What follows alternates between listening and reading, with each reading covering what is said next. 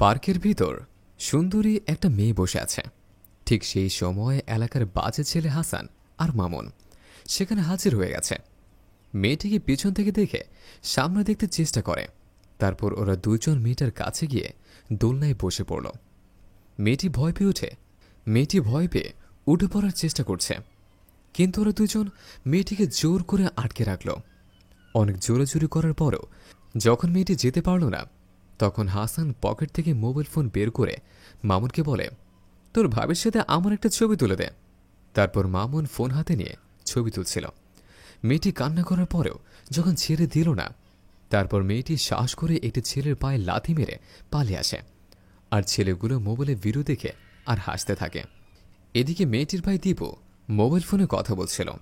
আর ঠিক তখন মেয়েটি দৌড়ে এসে মেয়েটির ভাইকে জড়িয়ে ধরে আর কান্না করতে থাকে।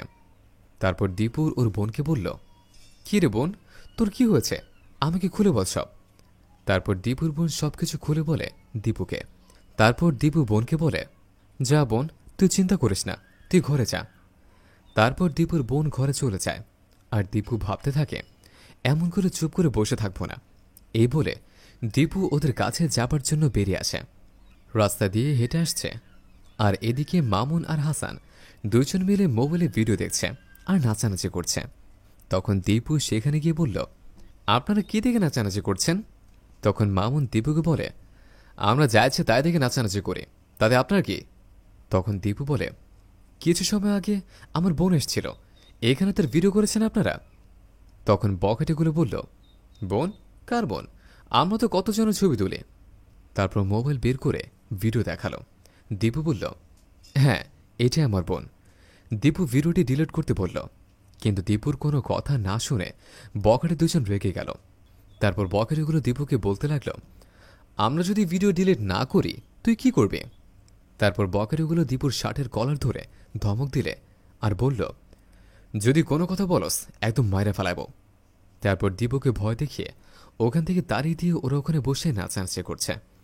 দীপু ওদের কিছু বলতে না পেরে দীপু মন খারাপ করে একা একা বসে আছে। আর ঠিক তখন দীপু দেখতে পায় একটা সুন্দরী মেয়ে বসে আছে। দীপু তখন ভাবতে থাকে, আমি আজ মেয়েটার সাথে ঠিক তাই করব।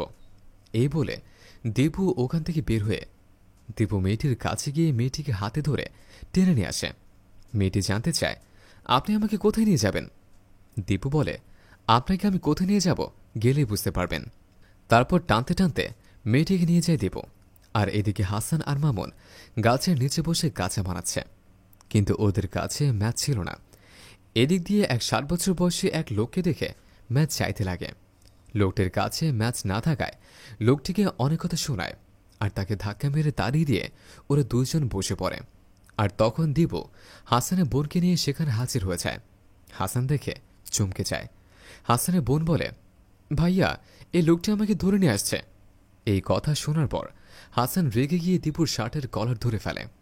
দীপু তখন হাসানকে বলে, আমার যেখানে ইচ্ছা সেখানে আমি আপনার বোনকে নিয়ে যাব, আপনি বাধা দিতে পারবেন না। দীপু বলে, এখন কেমন লাগছে? তখন তো আমি আপনাকে বলেছিলাম আপনি ভিডিওটা ডিলিট করে দেন, কিন্তু আপনি দেননি। তখন আমার খুব খারাপ লেগেছিল। এই কথা শোনার পর হাসান দীপুর পায়ে পড়ে গেল। দীপুর কাছে হাসান মাফ নিচ্ছিল।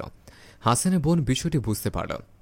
তখন দীপুকে বলল, ভাইয়া, আপনি আমায় নিয়ে চলুন, আপনার আমার সাথে যা করার ইচ্ছা আপনি করে নিন, আমি আপনাকে বাধা দিব না।